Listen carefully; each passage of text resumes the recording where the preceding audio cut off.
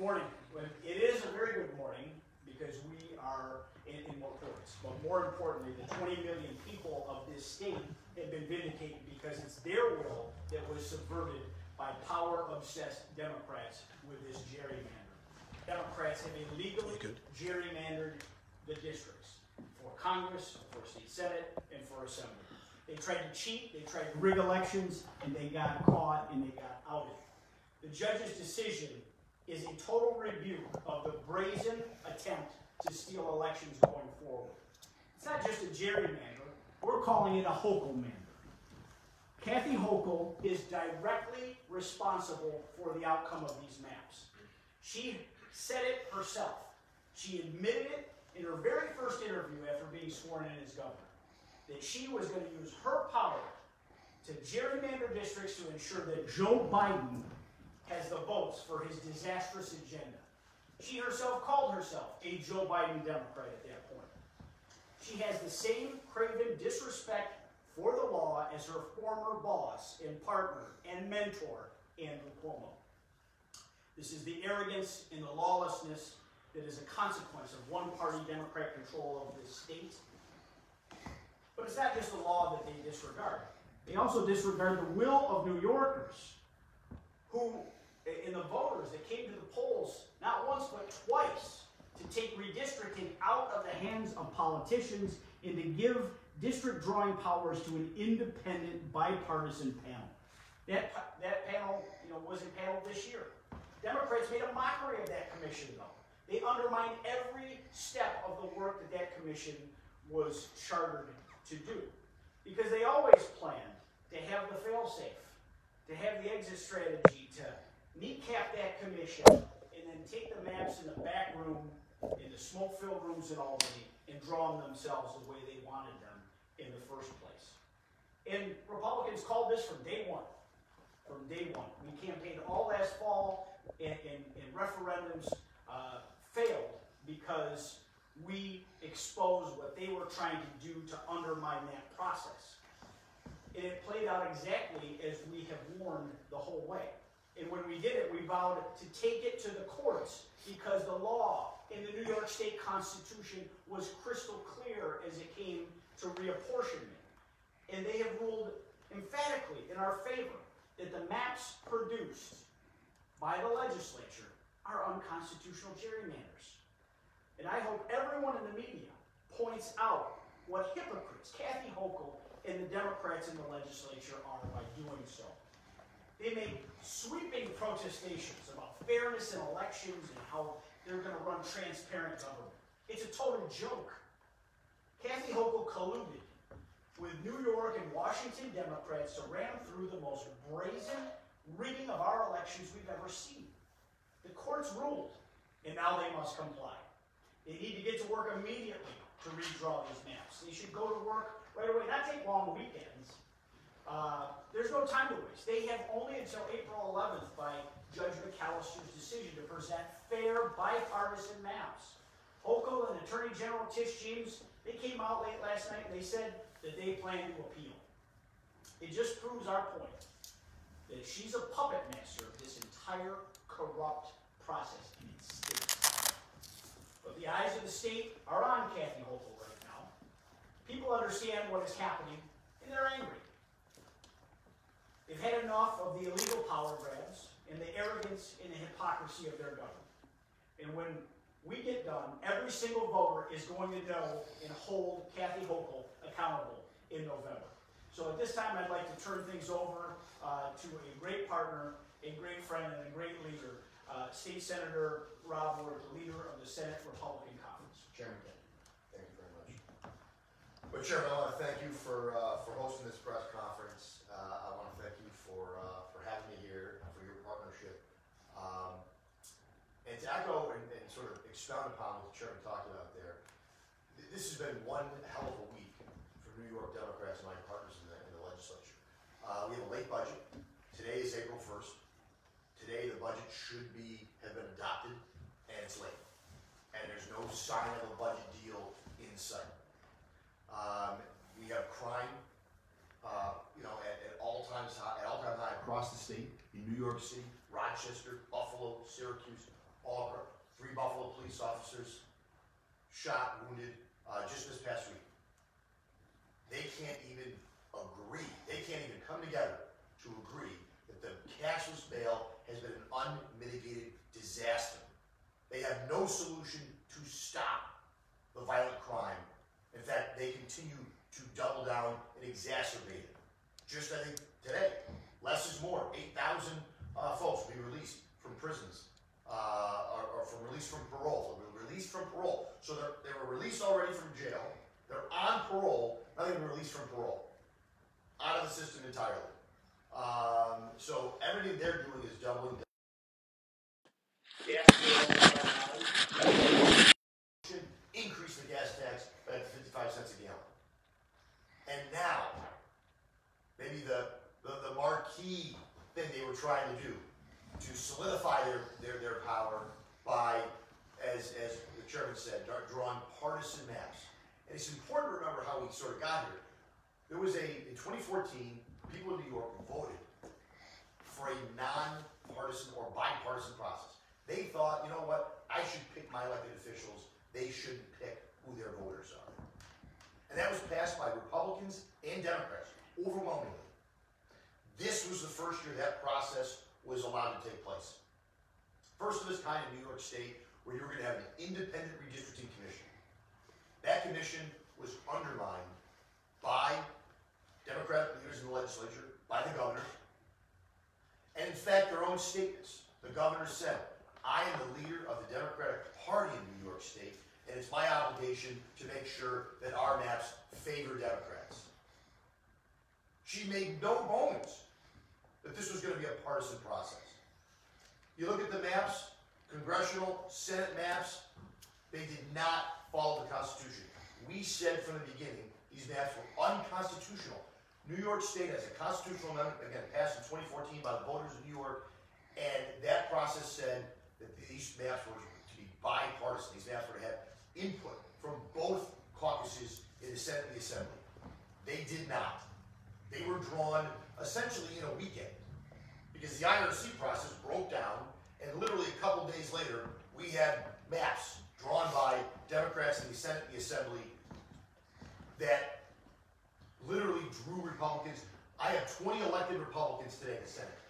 Under their maps, I'll have 18 before one vote is cast in November.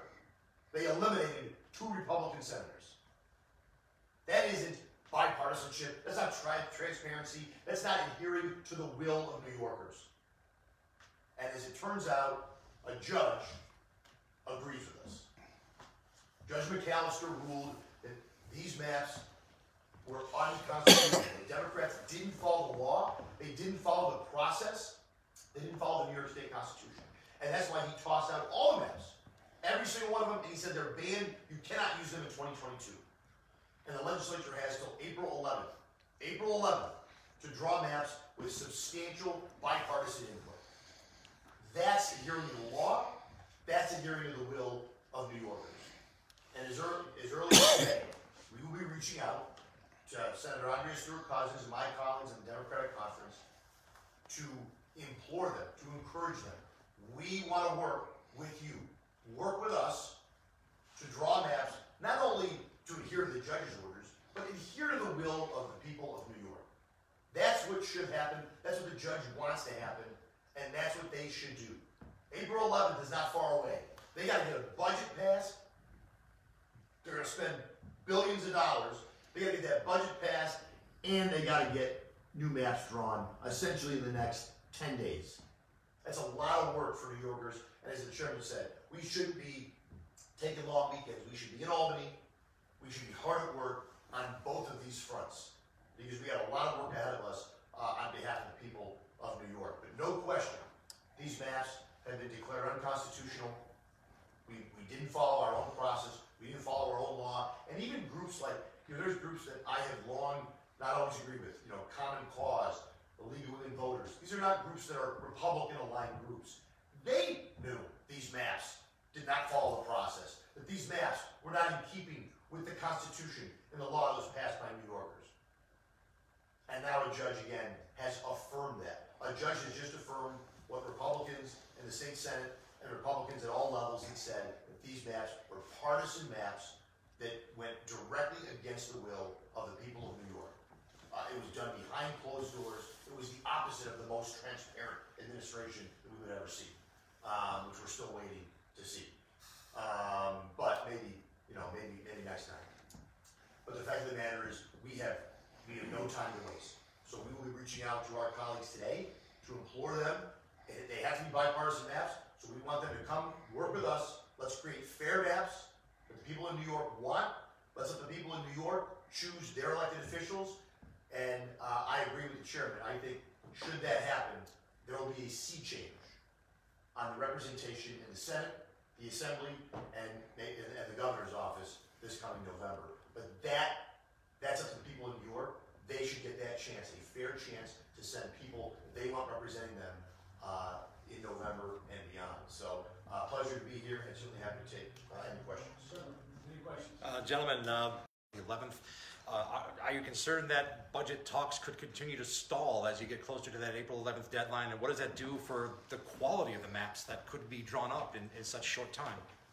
Well, I mean, the quality of the maps ultimately still has to be adhered to by, there will still be judicial oversight, right? The map we draw still has to be in compliance with the judge's order. So I think the quality of the map will be directed or impacted by that judicial oversight.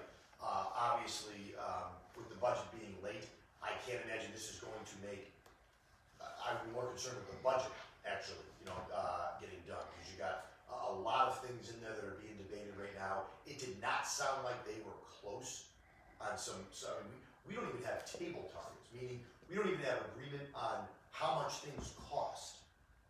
Normally that's kind of the first piece that comes together. All sides agree, okay, to do this, this, and this, it's going to cost us X number of dollars, and then you sort of, things start falling off the table and you start to get your Article 7, stuff done. They don't even agree on the numbers, let alone things like bail, things like, they're putting clean slate in there, the farm fair labor, the credit for farmers, and you got the wage board. There's a lot of things that they're debating. They did not sound like they were close. So I don't think this is going to make their lives easier. But look, the bottom line is they brought themselves here. They caused this. They could have done it right the first time. They could have made sure the IRC actually worked and produced a map. And that would have been, I think, very difficult for a judge to strike down. They could have reached out to us when they were drawing their maps and come up with fair maps to adhere to the will of New Yorkers. And they didn't. They brazenly thumbed their nose, at the people in New York and drew these very partisan maps. Did not follow the Constitution. I think that's the key point. The judge said, these are unconstitutional. You didn't follow your own process. You didn't follow your own law. And New Yorkers should know that. Because you know who wrote that law? You know who passed that law? Not me, the people in New York. Voters passed that law. And that tells you, I think, all you need to know about the people who are running our state government right now. Given judicial and, court history in New York State, what do you think the chances are of the appeal?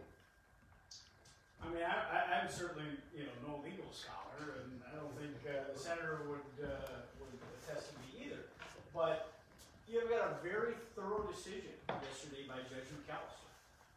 He's laid out in crystal clear terms that these are unconstitutional maps that were created, and a process that is outlined in our state constitution was violated. I mean, these are serious, situations. He's given a remedy. And if they don't meet the timeline, he will appoint a judge, an outside, expert to create fair, honest, and bipartisan maps. Make no mistake. I mean, Republicans don't envision a world where, we have a majority seats in Republican hands. I mean, there are 3 million more Democrats than Republicans. The districts, by definition, will lean to the Democrat Party. But to do things like create a district, New York 24, for instance, that, Rob and I are both residents of, goes from Niagara Falls to Watertown. That congressional district goes 250 linear miles. It cuts across 4 different television markets. I mean, tell me how you come to that conclusion, unless you're just trying to pack every red voter into as few districts as you possibly can, because you have one that looks really damn similar on the southern tier line that goes from Jamestown in southern Erie County all the way to Binghamton and beyond. I mean, and that is another one that, you know, these are extraordinarily Republican districts by New York State standards. We have never seen seats that red created. Obviously, they're packed to the gills because they don't want districts that are question marks. They want districts that are slam dunks so that the blue districts, they can extract as many out of them as possible. I think that the Court of Appeals, you know, I'm not going to speculate. These are professional jurists. These are people that are supposed to be the top of their field. I just hope that they're honest and forthright and follow the state constitution, not the will of those that actually appointed them. Senator, on the budget, Yeah. you know, you mentioned that you're not seeing a lot of agreement. The Bills deal is in that budget. It is. Um, We watched it. Yeah, right. You know, the deal was celebrated this week in upstate New York, in western New York, I guess, Bill's country.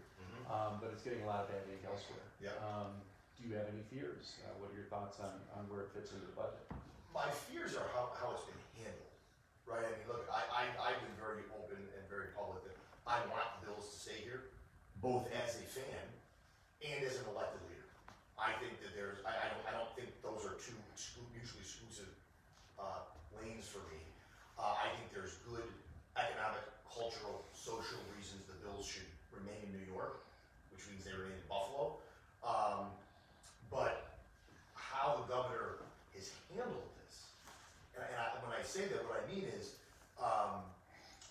we had no details on this deal until a couple days ago. Now, it's been in the news. I haven't seen any bill text or anything like that, but it was obviously reported in the news. I have had good dialogue. I just recently had a conversation with folks at Hochul Sports and Entertainment, had a good conversation with them, and I appreciated them reaching out to me on the legislative side. But, you know, this is the governor's negotiated deal, and you look at what happened with the Seneca Nation, for instance. Now, I have to represent them as well. Now, they owe the money. There's no doubt about that. The judge ruled it several times. But I would have thought, you know, she's in a position. Look, my colleagues across the aisle from the state that you're referencing, they're going to be opposed to this flat out. Because just look at the Amazon deal. They looked at that as we're giving money to Jeff Bezos. They didn't look at it as we're creating 25,000 jobs. It's just Jeff Bezos is going to get richer or he's going to benefit. So that's no good. Because they're just fundamentally opposed to people who are successful. The Pagulas are successful. The Bills are successful. They're obviously, you know, way more successful than the Jets and the Giants who play in New Jersey.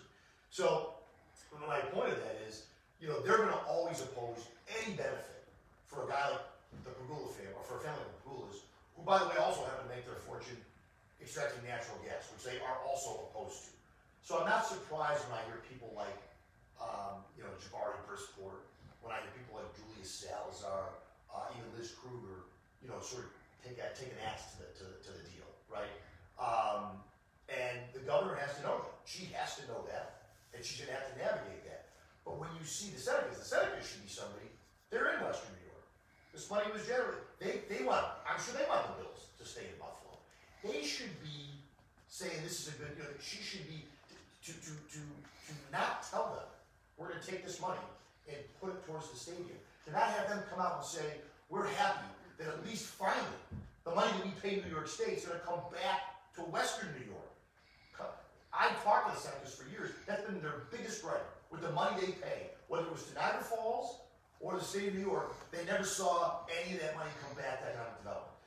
They couldn't point to one thing to say, that's where our millions of dollars have gone to. This, you could.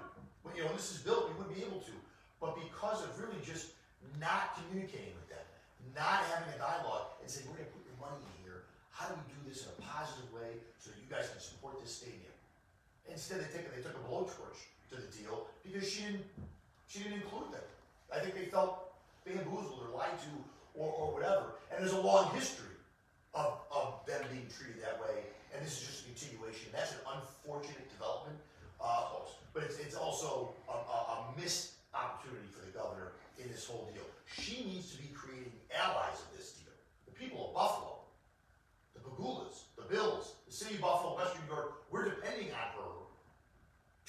to get this through, not sort of, bungle it and fumble the wall, so to speak, as we're trying to get to the goal line. So, I support keeping the bills here. I support, that deal that keeps the bills here. But I understand that, many of my colleagues outside have concerns, and this is the governor's deal, and according to even people I've talked to the inside, they're letting her handle it. She's going to get this done, so she's got to do it. And right now, I think I'm optimistic, but there's real concerns and red flags that I see as far as this deal getting done. And what is she going to have to trade, Tim?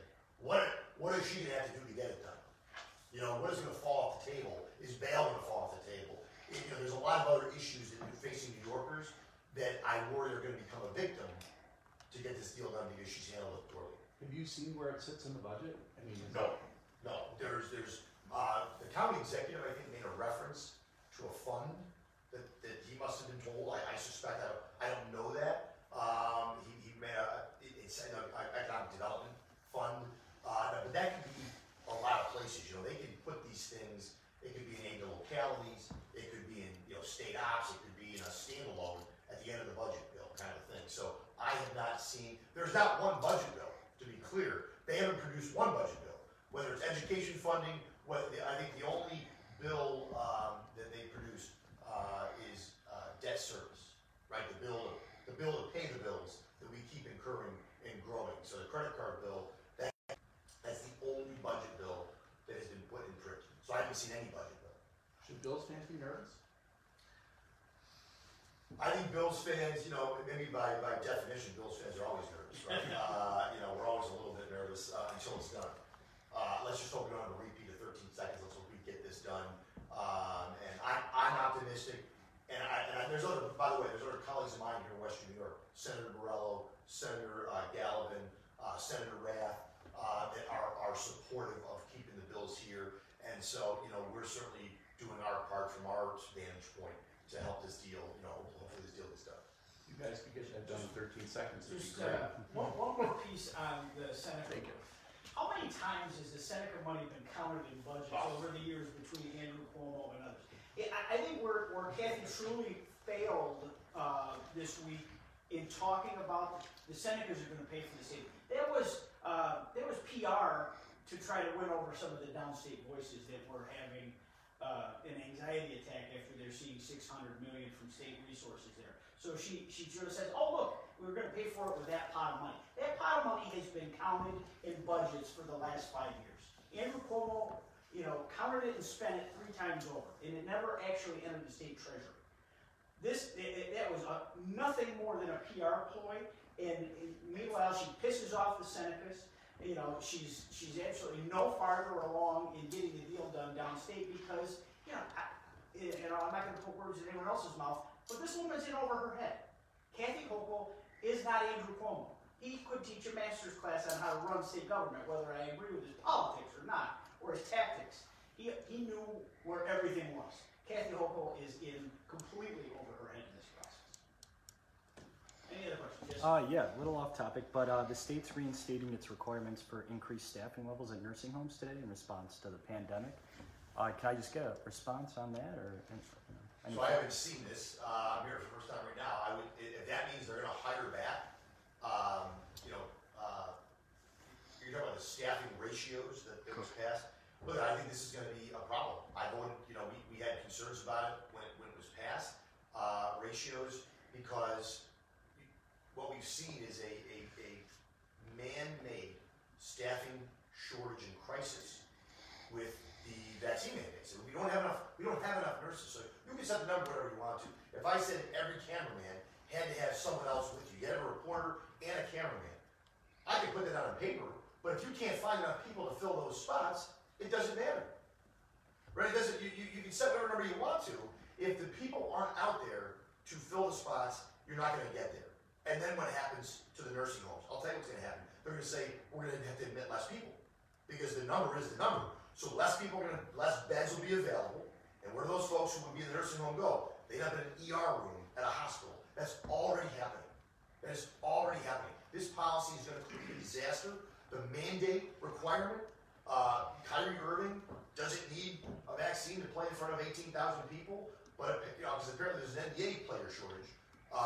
There's a real crisis there, but no one cares about the mandate for these healthcare workers who were lionized and called heroes, rightfully so, and now many of them are unemployed, or they lost their job, they haven't been hired back, and now we're going back to these staffing ratios, which I think are going to cause real chaos, and it's going to result in less people getting a bed at a nursing home facility, and that's going to cause, pipeline issues. You're going to have backups in ERs and hospitals you're already seeing, and other places, or someone's just going to have to travel or be moved away from their family and loved ones to find a bed, which is really just unfortunate. And people need to know why that's going to happen. It's going to happen because of a law and policies passed by the majority conferences in Albany. It's happening because Democrats passed, I think, a poorly thought out bill, and because the governor still, after all the science would tell you can do other things, she still refuses to allow folks to come back to work with a test option and be able to do a great job, a heroic job that they did at the height of the pandemic. I mean, Kathy Hochul fired nurses. If her mandate, which was not based in science, fired nurses, and now they're going to say that you need to hire more. We've had our National Guard members and reservists serving in nursing homes, serving in hospitals, in taking time away from their lives to go do what her mandate caused, which is fill a void.